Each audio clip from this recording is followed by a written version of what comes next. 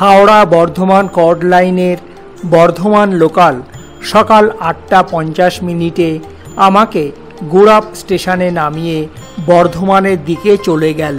Station থেকে সামনের দিকে 10 মিনিটের হাঁটা পথে এলাম গুড়াপ শীতল কুমার বালিকা বিদ্যালয়ের সামনে। এখানে আমি দেখব শ্রী শ্রী নন্দদুলাল জিউ শ্রী মন্দির।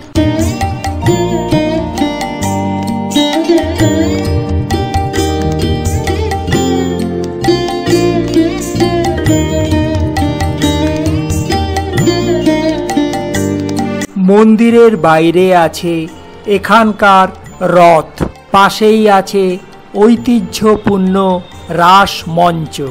নন্দদুলাল মন্দির খোলার সময়টা একটু দেখে নিই।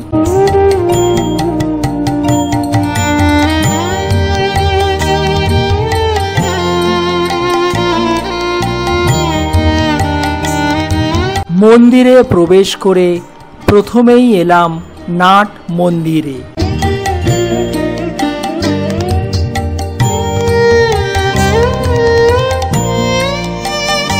লক্ষ্য করলাম এখানে অনেক কচি কাচাদের ভিড়। এই নাট মন্দিরেই শুরু হয়েছে ড্রয়িং শিক্ষার ক্লাস।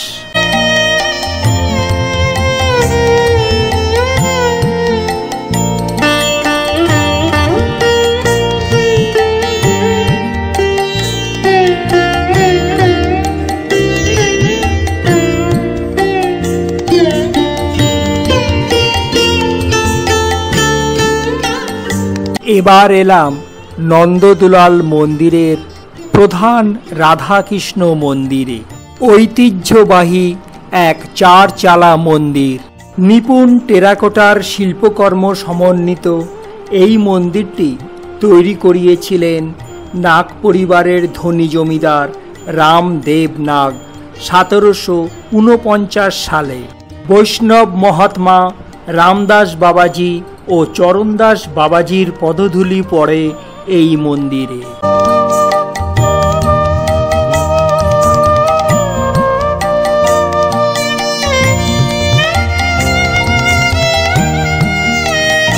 বকাসুর বধ, কংস বধ, শ্রীকৃষ্ণের জন্ম, রাধাকৃষ্ণের ঝুলনের অংশ স্থান পেয়েছে এই টেরাকোটা কাজের মধ্যে।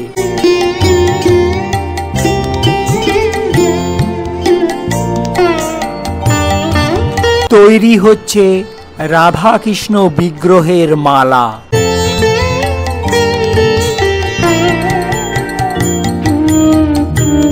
মন্দিরের মূল বিগ্রহ রাধাকৃষ্ণের, আছে কোষ্ঠী পাথরের শ্রীকৃষ্ণ, গোপাল ও অষ্টধাতুর শ্রী রাধিকা বিগ্রহ। এবার এই মন্দিরের পুরোহিতের কাছ থেকে 2-4 কথা শুনে নেব। আচ্ছা, এই মন্দিরটা কত বছরের পুরনো? এটা হচ্ছে 1671 খ্রিস্টাব্দে তৈরি হয়। আচ্ছা, হ্যাঁ। কে তৈরি করেছিল আপনি বলতে পারবেন? রামদেব নাগ বর্ধমান রাজা ছিলেন। তার আগে মুসলিম ছিল, তারা বর্ধমান রাজাকে যায়, সেই রাজাই আর তৈরি করে যায় এই মন্দিরকে। আচ্ছা, আপনি কি এই মন্দিরের পুরোহিত? হ্যাঁ। রাধাকৃষ্ণ মন্দিরের পাশেই আছে গোপেশ্বর শিব মন্দির ও গোপেশ্বর শিবলিঙ্গ।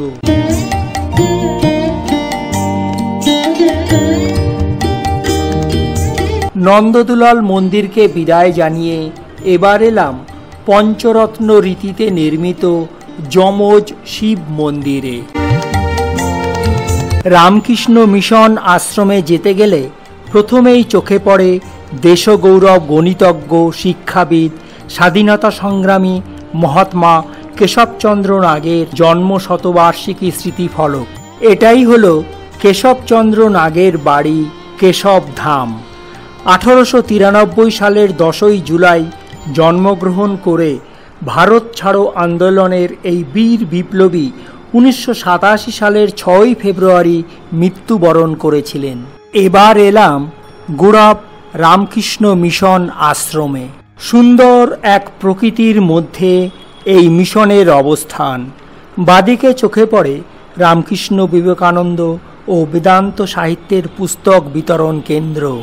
শ্রী শ্রীমা সারদা দেবী মণির কৃপাধন্য ভক্তিপ্রবর কেশবচন্দ্র নাগ মহাশয় এই রামকৃষ্ণ মিশন আশ্রম প্রতিষ্ঠা করেছিলেন।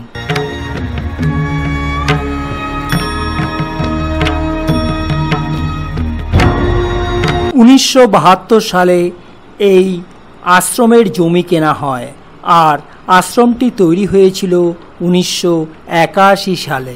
এবার এলাম বিশুদ্ধানন্দ ভবনের সামনে।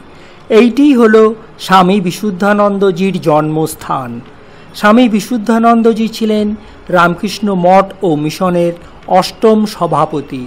তিনি 1962 সালে সভাপতি মনোনীত হয়েছিলেন, কিন্তু কিছুদিনের মধ্যেই ওই 1962 সালেই তিনি ইহলোক ত্যাগ করে রামকৃষ্ণ লোকে চিরগমন করেন।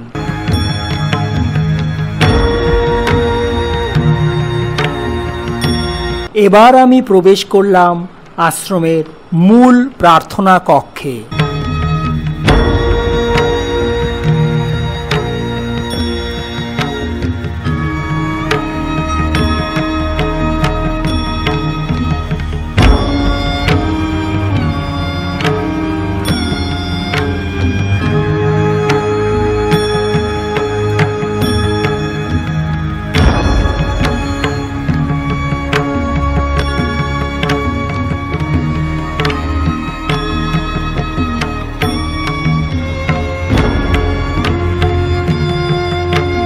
এখানে রয়েছে এক সুবিশাল প্রার্থনা গৃহ। এবার ট্যুরে আমি এসেছি একদম একা। কিছুক্ষণ বসলাম এখানে, মানসিক এক প্রশান্তি। তারপর ঠাকুর, মা ও স্বামীজিকে প্রণাম করে চলে এলাম আটচালা জোড়া শিব মন্দিরের কাছে। এটা মন্দির বাকুল দুর্গা দালান।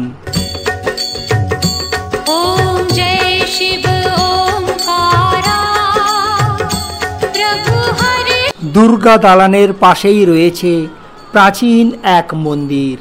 তবে এই মন্দিরের জন্ম বৃত্তান্ত কেউ জানে না। কিছুটা এগোতেই চোখে পড়ল এক বিশাল পুষ্করিণী, নাম গৌড়েশ্বর পুষ্করিণী।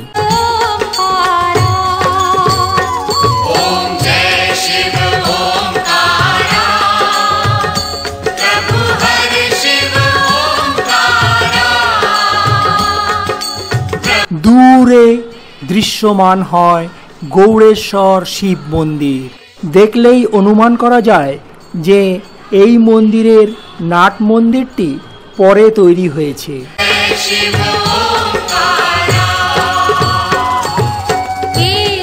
মন্দিরটি তৈরি হয়েছিল 19 শতকে। এই গৌড়েশ্বর জিউ মন্দিরের প্রবেশদ্বারের মাথায় আছে শঙ্খ এবং পদ্ম। ওম বাণেশ্বরায় জ্ঞানপ্রবর্ধনায় প্রবন্ধধৌরেন্দুজটাধরং দারিদ্র দুঃখদহনায় ত্রিশূলহস্তায় বজ্রবৈষ্ণবো নমঃ শিবায় সন্ন্যাত্মৈব পরমেশ্বর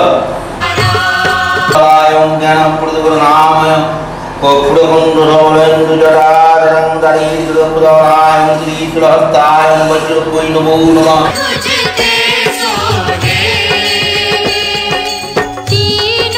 গৌড়েশ্বর শিবজিকে প্রণাম করে এবার এলাম শ্রী শ্রী বিশালাক্ষী মাতা মন্দিরে।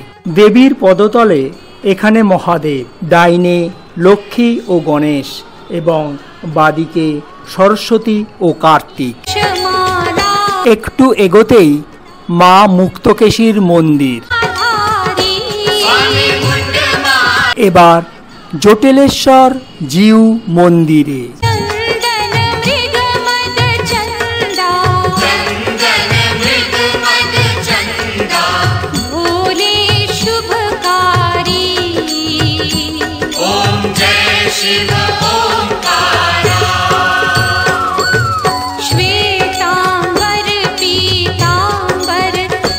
একটু বাদিকে এগোলেই দেখা যায় সুদৃশ্য শ্রী শ্রী গোপাল জিউ মন্দির। শ্রী চৈতন্যদেব এখানে এসেছিলেন এবং পূজাও করেছিলেন।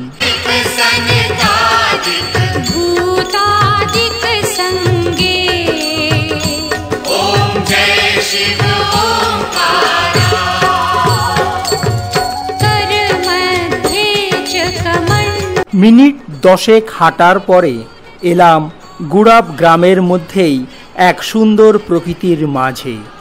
বিরাট এক পুকুর, পাশে প্রাচীন এক বটগাছের ডালগুলি নত হয়ে আছে, আর রাস্তার ওপারেই আছে গ্রামের শীতলা মন্দির।